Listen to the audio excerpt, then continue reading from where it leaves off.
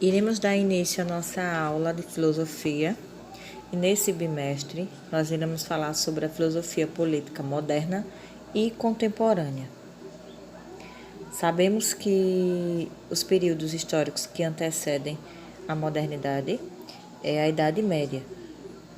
Então nós iremos abordar situações políticas que ocorreram entre o período da modernidade e contemporâneo. Sabemos também que para que ocorressem mudanças na situação política, elas advêm de algumas situações históricas e sociais que ocorreram anteriormente. Então, por exemplo, entre a Baixa Idade Média, que foi do século XI ao século XV, e a modernidade, que é do século XV a XVII, a gente sabe que houve uma grande reorganização política na Europa. Isso foi marcado principalmente com a crise do sistema feudal e também pelo enfraquecimento do poder político da Igreja Católica. Aí surgindo, tendo a formação dos Estados Nacionais modernos. Aí, com esse cenário de grandes transformações, despertou principalmente uma nova mentalidade política. E essa mentalidade política, na época, ela tinha como fundamento na autoridade suprema monarca e também na existência do Estado. Só que, no entanto, esse processo de transição, ele passou para novas formas de organização de poder, que não foi isento de conflitos, ocorrendo, por exemplo, em inúmeras revoltas por parte dos camponeses, artesãos, comerciantes e entre outros. Então, nesse contexto, instigou alguns pensadores a refletir filosoficamente sobre a natureza e também sobre a legitimidade do poder político. Aí, entre o século XVI e XVII, ganharam força algumas ideias, entre elas a da virtude política, distingue-se das virtudes morais ou cristãs, a origem do poder que está no conflito, não na harmonia, e a melhor forma de governo, que é a república, por submeter-se às leis e garantir o direito de participação política a todas as classes sociais. Então, nesse capítulo, nós iremos abordar exatamente essas transformações e mudanças que ocorreram da passagem do período da Idade Média para a Idade Moderna. Aí iremos abordar e pontuar alguns filósofos, alguns pensadores desse período, falando exatamente sobre essa nova mentalidade política que surgiu. Antes de começarmos a falar sobre os pensadores e filósofos que retratam sobre a filosofia moderna, precisamos entender o significado de justnaturalismo e contratualismo. Então, entre o século XVI, com as grandes navegações europeias, possibilitando aí o contato com outros povos que até então eram considerados desconhecidos, e entre eles os quais diversos indígenas, que foram classificados como selvagens pelos colonizadores. Aí nos séculos seguintes, os costumes de alguns desses povos foram retratados em obras de arte e também descritos em livros de história natural, de modo que a diversidade social e cultural representada por eles despertou muita perplexidade e também curiosidade entre os intelectuais da Europa. Aí, nesse contexto, destacou-se a indagação sobre qual teria sido o estado natural do ser humano, ou seja, sua condição original, anterior à civilização e também às formas de organização social conhecida pelos europeus. Aí alguns pensadores, que nós inclusive iremos estudar um pouco sobre eles a seguir, entre o século XVII e XVIII, concluíram que os selvagens, distantes da civilização, viviam de acordo com o direito natural. A liberdade de preservar a própria vida com a lei natural, o dever de preservar-se. Aí esses conceitos, eles formaram a base de uma corrente filosófica denominada justnaturalismo, cujos representantes buscavam compreender como se dera a passagem do estado natural para o Estado civil, aí dando o nome aí de contratualismo.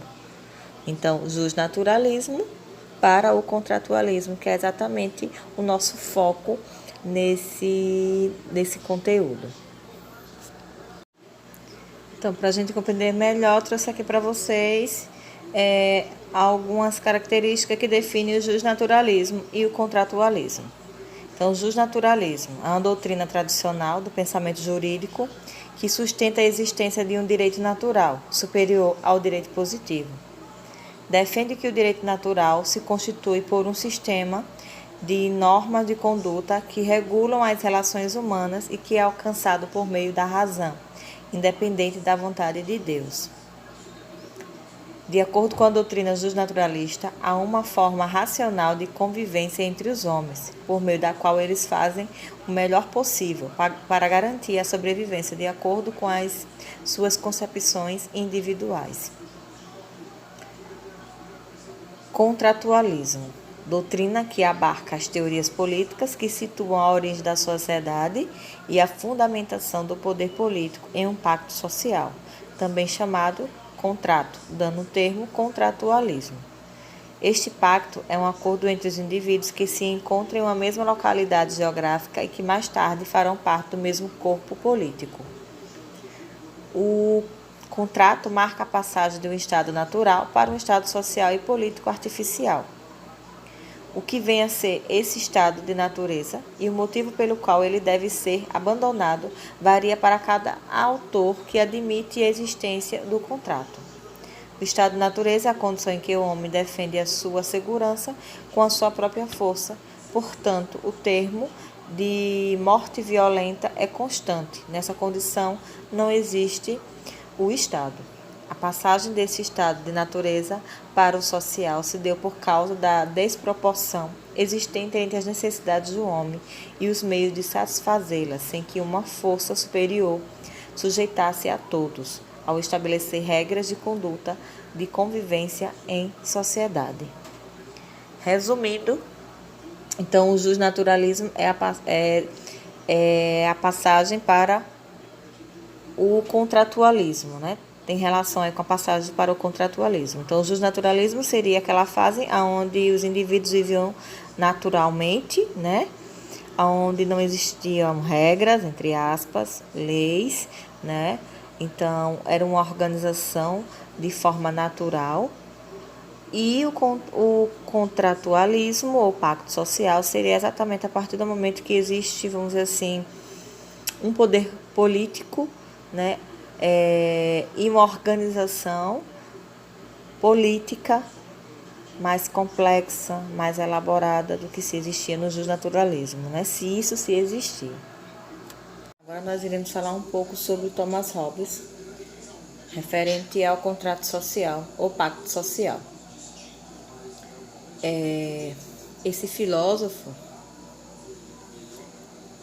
ele é conhecido por contrariar o pensamento político clássico, que era fundamentado na ideia de uma natureza humana racional e virtuosa. Então, em sua obra, ele considerava o Estado como comparativo ao corpo humano, tanto que ele denominou como um corpo artificial. E para ele, o Estado era dotado de órgãos e subdivisões administrativas incumbidas de competências específicas. Assemelha-se à estrutura e ao funcionamento do corpo humano, pois este funciona tão somente em razão da interna relação entre seus órgãos, músculos, nervos e etc. Então, o Thomas Hobbes tornou-se importante exatamente por suas ideias, que eram de cunhos políticos, e pelo seu apoio ao absolutismo, como uma forma mais adequada de governo. Uma das suas principais obras é o Leviatã, que é um gigante, uma gigante criatura marinha, citada inclusive na Bíblia. Então, a partir daí, ele começa a definir o que seria o direito natural do pacto social. Então, o direito natural fora proveitoso aos homens primitivos até determinado limite. Isso na visão de Thomas Hobbes. Então, quando os seres humanos eles começaram a perceber e ao mesmo tempo que tinham poder sobre tudo e podiam desfrutar da liberdade segundo sua própria vontade, não detinham nada por direito legítimo. Ou seja, né, ele quis dizer que o estado natural ele aconteceu para os povos considerados primitivos até um determinado limite, até porque as pessoas começaram a perceber que vivendo no estado de natureza é como se elas não tivessem direito a nada. Elas não tivessem nada. Então é como se tudo fosse todo mundo. Aí a partir daí surge a insegurança. Contavam apenas com a sorte e a astúcia para a manutenção de sua vida e de seus bens. Então não existia uma legitimidade para garantir que aquilo que você trabalhou ou cultivou era seu por direito. Então começaram a surgir a insegurança no estado de natureza. A razão levou os homens a concluir que viver em comunidade é mais favorável ao seu próprio desenvolvimento e à acumulação de bens. Quando vigora o estado de natureza, cada qual é juiz de si mesmo e não há nada que confira segurança ao sujeito e não há nenhuma lei que lhe garanta o direito de propriedade, como eu tinha falado anteriormente, aquela visão de que tudo era todo mundo, então como se você não tivesse direito a nada ou como se você não tivesse nada. Aí, do mesmo modo que não havia impedimento de um homem fazer mal ao outro, também não havia nada que lhe assegurasse que algum mal não lhe seria feito, exatamente por não existir essa legitimidade. Os homens inclinaram-se, cada indivíduo, a renunciar em parte à sua liberdade, visando a formação de um governo. Porque aí, a partir do momento que eles decidem renunciar dessa liberdade, surge a ideia de que é necessário existir um governo, alguém que pudesse assegurar exatamente o que se é de direito, entre aspas, de cada indivíduo. Então, para sustentar sua teoria do contrato social, Thomas Hobbes partiu do pensamento que todos os homens buscam a paz. Aí tem uma charge aqui representando essa ideia de Thomas Hobbes, né? Onde o homem fala, vamos tomar o cachimbo da paz? Aí o índio fala, proibiram, né? Exatamente essa ideia de buscar a paz. Então, a partir do contrato social, começaram a surgir leis, regras aonde as pessoas teriam que seguir de forma igualitária. Então, o contrato social para Thomas Hobbes. Ele ocorreu exatamente para que houvesse harmonia entre a convivência entre as pessoas, preservação das espécies, concordância individual e voluntária, renúncia ao seu direito absoluto sobre todas as coisas, delegar em parte a sua liberdade, diminuição do uso direito original, garantia de propriedade e também garantia da vida. Então, enquanto cada homem detiver seu direito de fazer tudo quanto queira, o estado de guerra será constante, e até o momento que cada qual não se dispor para a paz, não haverá condições mínimas para o surgimento do Estado. Aí tem uma frase de Thomas Hobbes que ele disse que ele descreve que o estado de natureza é uma guerra de todos contra todos. Então, para que ocorra, vamos dizer, essa harmonia na convivência entre as pessoas, para se dispor dessa paz, era necessário o surgimento do Estado, exatamente para controlar, né, essa visão que, segundo o Thomas Hobbes, existia no estado da natureza, né, de se guerrear todos contra todos. Então, o que sustenta esse vínculo entre os homens é exatamente o pacto, por nos levado ao efeito. Não é a simples palavra dita de forma aleatória, e sim o receio das más consequências que advirão em caso de ruptura desse acordo implícito. Então, se os homens renunciaram mutuamente à liberdade e ao jus naturale, o justo naturalismo, o fizeram primeiramente em benefício próprio, uma vez a razão lhes fez verificar que conviver, harmonia e segurança lhes eram mais benéfico. Então, aquela ideia de que no justnaturalismo você não poderia adquirir nada, vamos dizer assim, uma determinada propriedade. Então, o surgimento do Estado não é algo em que o indivíduo pensou de uma forma geral, mas em si próprio, segundo Thomas Hobbes, porque exatamente ele está pensando o que ele poderia adquirir com o surgimento desse pacto.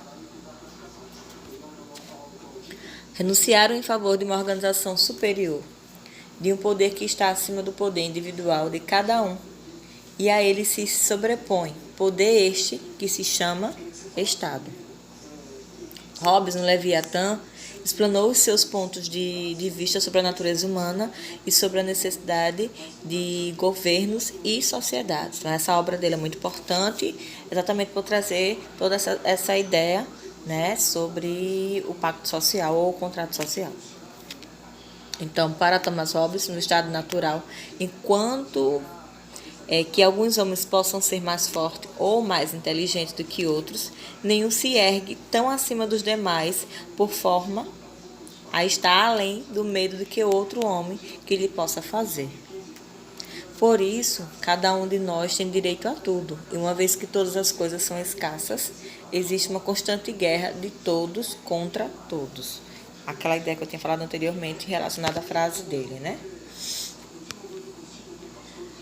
No entanto, os homens eles têm um desejo, que é também em interesse próprio, de acabar com a guerra. E por isso formam sociedades entrando num contrato social. Então a ideia do contrato social para ele também tem essa visão, né, de se ter um soberano, vamos citar, né, que esse soberano ele traga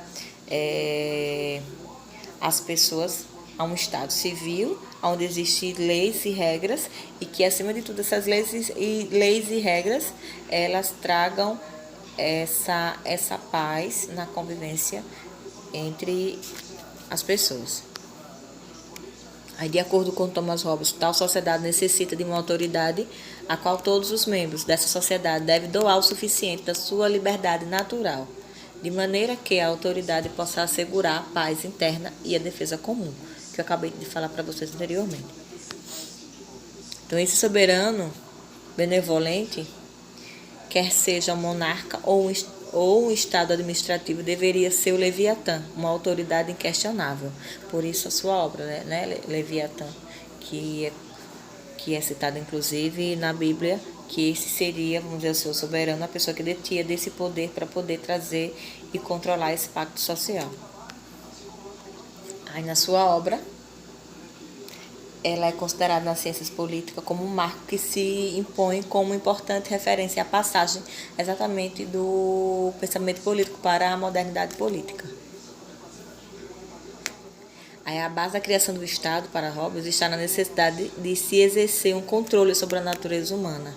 Exatamente porque ele também tinha uma visão de que o ser humano ele já era ruim por natureza.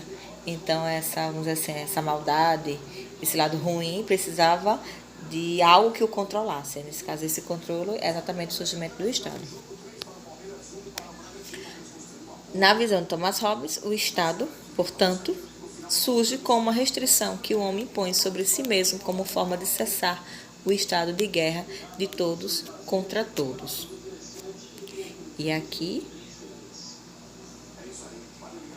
né, sou a favor do Estado mínimo. O Estado tem que cuidar apenas da educação, da saúde, da segurança. e dar dinheiro para a empresa falidas, no mínimo, né? Uma pequena chargezinha aí, falando exatamente uma crítica aí sobre a questão do Estado. Mas aqui a gente finaliza falando sobre Thomas Hobbes, a ideia dele que ele tem sobre o pacto social, ou seja, né, o surgimento do Estado e como as pessoas viviam anteriormente no justnaturalismo, que é o estado de natureza. Então, o contrato social ou o pacto social ele surge exatamente para controlar, é uma forma de tentar amenizar conflitos, né, dos indivíduos, até porque na visão dele, né, o ser humano, o indivíduo, ele nasce, vamos dizer assim, ele nasce ruim, né, ele nasce mal exatamente, né, citada tem uma frase dele que ele diz que o homem é lobo do próprio homem, né? Então o contrato social ele já surge com essa intenção de manter essa harmonização entre a convivência social. Agora vamos falar um pouco sobre o John Locke e as suas ideias referentes ao contrato social ou pacto social. Ele era liberalista, criticou os direitos divinos do rei. Sua teoria expõe-se no Estado liberal e a propriedade privada. Agora vamos entender um pouco sobre o que é liberalismo. Liberalismo é uma doutrina que tomou para si a defesa e a realização da liberdade no campo político. Nasceu e afirmou-se na Idade Moderna e pode ser dividida em duas fases. A primeira, que foi do século XVIII, caracterizada pelo individualismo, e a segunda, no século XIX, caracterizada pelo estatismo. As ideias liberais têm como característica o regime constitucional, limitando o poder de mando e assegurando a supremacia das leis. Aí também nas ideias liberais tem um apoio na divisão do poder entre órgãos distintos, como legislativo, executivo e judiciário. A separação nítida entre o direito público e o privado. Neutralidade do Estado, principalmente as questões religiosas, né? Falando em matéria de fé. Liberdade no sentido de não ser... Liberdade no sentido de não ser obrigado o homem a fazer ou deixar de fazer alguma coisa, senão em virtude de lei. Igualdade jurídica, sem distinção de raça, cor, sexo ou crença. Igual oportunidade de enriquecimento e de acesso também aos cargos públicos, às conquistas da ciência e à cultura universitária. Não intervenção do poder público na economia particular. Para ele, o Estado resulta de um contrato entre o rei e o povo. Contrato esse que rompe quando uma das partes lhe viola as cláusulas, que tem a ver exatamente com a ideia do liberalismo. Por isso, eu citei para você algumas características anteriores. Então, a partir daqui, a gente vai falar exatamente sobre a sua ideia referente ao pacto social ou contrato social. Então, os direitos naturais dos homens são anteriores e superiores ao Estado. Por isso, o respeito a esse direito é uma das cláusulas principais do contrato social. Então, por isso que o John Locke ele é a favor da propriedade privada. Exatamente porque, segundo ele, os direitos naturais ele é anterior ao Estado. Então, ele deve ser preservado, né? Então, ele é a favor, por exemplo, que uma pessoa, se ela trabalhou bastante, ela adquiriu determinados bens, ela tenha, né, esse direito de possuir essa renda ou esse bem maior do que outros indivíduos, e que o Estado ele sirva apenas para assegurar o que essa pessoa adquiriu. Sustenta que o homem, no estado de natureza, possuía a razão e era refreado por sentimentos de equidade. Cada homem poderia, se quisesse, conservar sua liberdade, não havendo autoridade capaz de garantir seus direitos de liberdade. Os indivíduos consentiriam em despojar de parte de seus direitos, outorgando ao Estado a faculdade de superintender a ordem civil. Então, para o John Locke, o Estado ele serviria apenas como uma forma de, vamos dizer assim, de controlar exatamente o que o indivíduo adquiriu ao longo do tempo, como uma forma apenas de controle, de fiscalizar. Ele advogava que todos os homens são iguais e que a cada deverá ser permitido agir livremente, desde que não prejudique nenhum outro. Com este fundamento, ele continuou fazendo a justificação clássica da propriedade privada ao declarar que o mundo natural é a propriedade comum de todos os homens, mas que qualquer indivíduo pode apropriar-se de uma parte dele ao misturar o seu trabalho com os recursos naturais. Então, o que eu tinha falado anteriormente. Se essa pessoa ela trabalhou, então ela tem o direito, vamos falar, né? Dessa maneira que ele tenha mais bens do que um determinado indivíduo. Para Locke, né? Quando ele escreveu os 2 tratados sobre o governo, a sua principal obra, na obra filosófica, ele mostrou os objetivos, que era refutar a doutrina do direito divino dos reis e do absolutismo régio, assim também como criar uma teoria que conciliasse a liberdade dos cidadãos com a manutenção da ordem política. As doutrinas apresentadas no segundo tratado tornaram-se a base da filosofia política e social durante gerações. Para o Locke, o trabalho é a origem e exatamente a justificativa da propriedade privada. Então, ele é a favor, né, da propriedade privada. O contrato ou o consentimento é a base do governo e da fixação de seus limites, sendo que as 2 doutrinas se baseiam na independência da pessoa enquanto indivíduo. Para Locke, a propriedade privada é um direito natural. O Estado não cria propriedade, mas a reconhece e protege. Então, também eu já tinha falado anteriormente. Então, é algo que tem a ver com o direito natural do indivíduo. Então, se ele trabalhou não sei quantos anos e ele possui um determinado bem, de acordo com o tanto que ele trabalhou, então é de direito dele, né? Então, o Estado ele vem exatamente para reconhecer e proteger tudo isso que você adquiriu. Aí, para ele, os homens nascem livres e com os mesmos direitos, e o que quer que o homem misture com o seu trabalho é para a sua utilização. Ou, em princípio, era assim que era na sociedade primitiva, em que havia o suficiente para todos e a terra inteira era a América. Locke defende que quando a humanidade se multiplicou e a terra se tornou insuficiente para todos, foram necessárias regras para além das criadas pela lei moral ou natural. Mas a origem do governo não se baseia nesta necessidade econômica, mas noutra causa. A lei moral ela é sempre válida, mas não necessariamente mantida sempre. Na sociedade natural, todos os homens têm o mesmo direito de punir um transgressor. De fato, a sociedade civil nasce quando, para uma melhor administração da justiça, os habitantes acordam entre si delegar essa função a determinados funcionários. É assim, o governo ele é instituído por meio de um contrato social, sendo seus poderes exatamente, né, por ele ser a favor da propriedade privada, então os seus poderes eram limitados, envolvendo obrigações recíprocas, sendo que essas obrigações podem ser modificadas ou revogadas pela autoridade que as conferiu.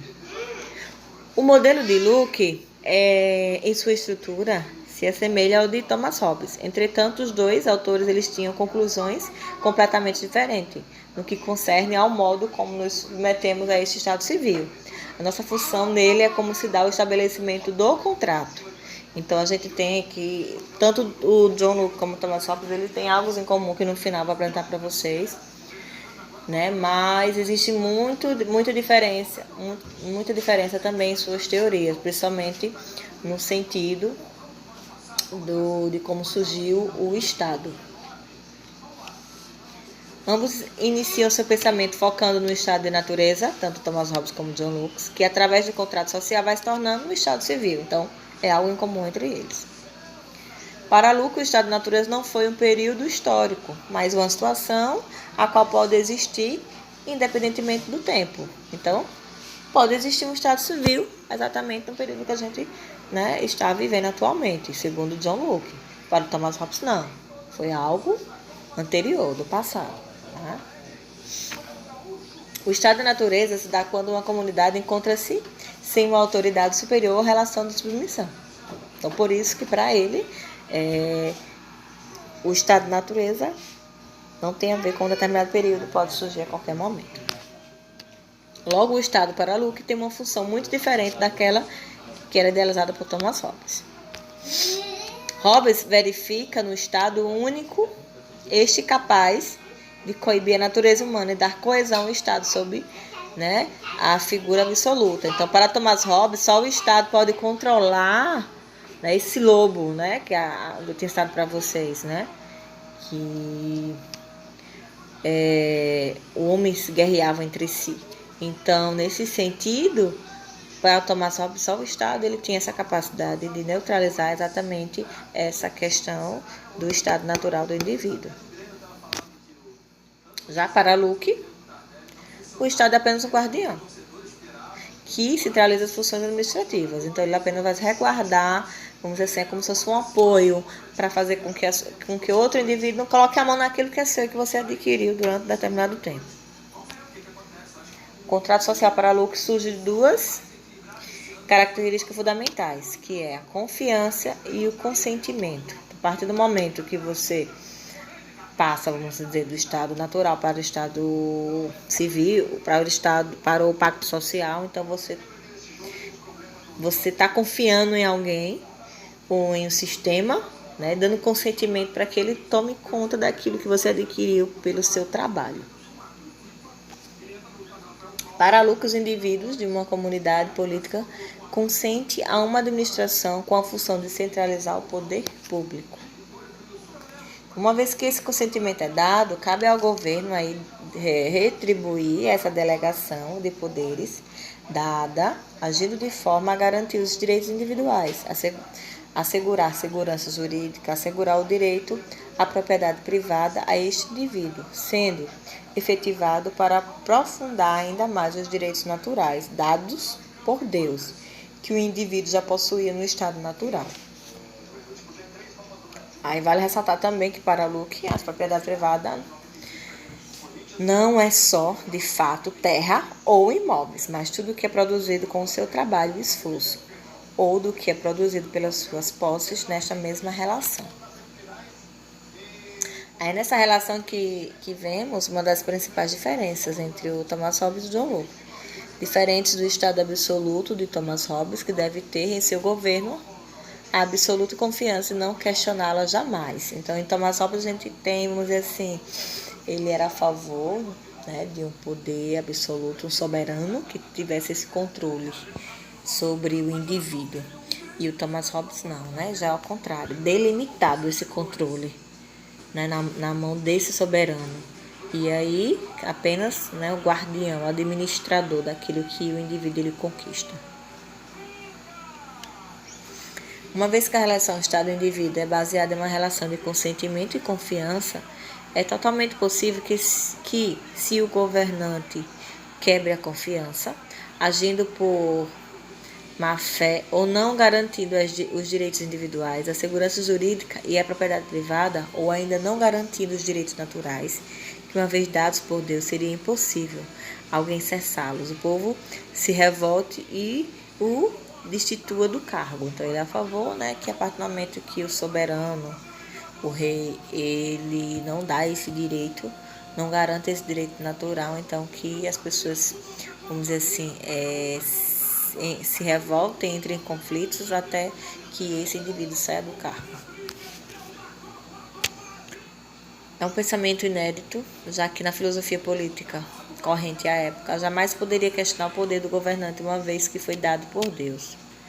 E na justificativa que uma vez governante não respeitando os direitos naturais dados por Deus, era dever de o povo questionar o poder e rebelar-se. Passada a fase de estabelecimento do contrato, o Estado Civil deve ser marcado pela distinção entre executivo e legislativo, com predomínio do segundo, com a garantia que os direitos naturais seriam preservados. Então, ele é a favor, a gente tinha falado lá no início, que tem a ver com as ideias liberais, né, a divisão dos três poderes, legislativo, executivo e judiciário, exatamente para manter esse controle e essa administração perante aquilo que é de direito do ser humano. E para encerrar, trago para vocês esse esquema aqui. Nesse esquema, vocês estão vendo que tem as diferenças e as semelhanças entre as ideias de Thomas Hobbes e de John Locke. Aí a gente tem aqui as diferenças. Como eu falei para vocês anteriormente, mais diferenças do que semelhanças. Então, de um lado, estado de natureza, guerra generalizada, estado de natureza social não regulamentada. Mercado como exemplo de estado de natureza, mercado como instância reguladora da vida social. Pouca ênfase na propriedade. Propriedade como princípio organizador da vida em sociedade. Propriedade originada do Estado, propriedade originada do trabalho. Contrato social é a renúncia do direito natural. O contrato social como consentimento e mediação. Estado fundador da sociedade. Sociedade como anterior ao Estado, sociedade civil. Estado soberano além do indivíduo, Estado subordinado aos indivíduos e regulador de interesses. Estado guardião da paz e da segurança, Estado como guardião da propriedade. E as semelhanças, indivíduo anterior à sociedade, baseados no justnaturalismo, introduzem a noção de representação política e legitimidade do poder. Então, aqui, né, esse esqueminha aí, e aqui abaixo a referência desse esquema, né, falando exatamente sobre as semelhanças e diferenças entre o Thomas Hobbes e o John Locke. Deixo para vocês as seguintes atividades, para no final do dia vocês enviarem as respostas para fazer a correção. Lembrando que as atividades realizadas, elas irão contribuir para a nota do quarto bimestre. Então, aí, página 4, esse ponto de partida, irão responder as 4 questões, né? Responder e justificar, argumentar aí as respostas de vocês. De preferência, peço que respondam no caderno e não esqueçam de me enviar, porque eu vou estar corrigindo já, anotando o nome dos alunos que estão fazendo as atividades. Então, página 4. Aí na sequência aí, página 5, que tem troque de ideias. Tem essa charge aí e abaixo uma pergunta. Aí tem a página 6. Análise dessa imagem, conexões. A página 7, então esse texto para ler e refletir, ele está na página 7 e finaliza ele na página 8 do texto. E aí tem as questões abaixo do texto da página 8 e 9. Essa aqui da página 9, reflexão em ação, e essa da página 8, que é exatamente a interpretação do texto. Que é esse texto aqui, que é o de Thomas Hobbes, da sua obra. Aí tem próxima leitura, interpretação da página... Essa página é a página 10, para ler e refletir. Aí tem as questões na página 11 e finaliza as atividades aqui, na página 11, que é também falando sobre o Thomas Hobbes e o John Locke. Não se esqueçam de me enviarem as respostas até o final do dia.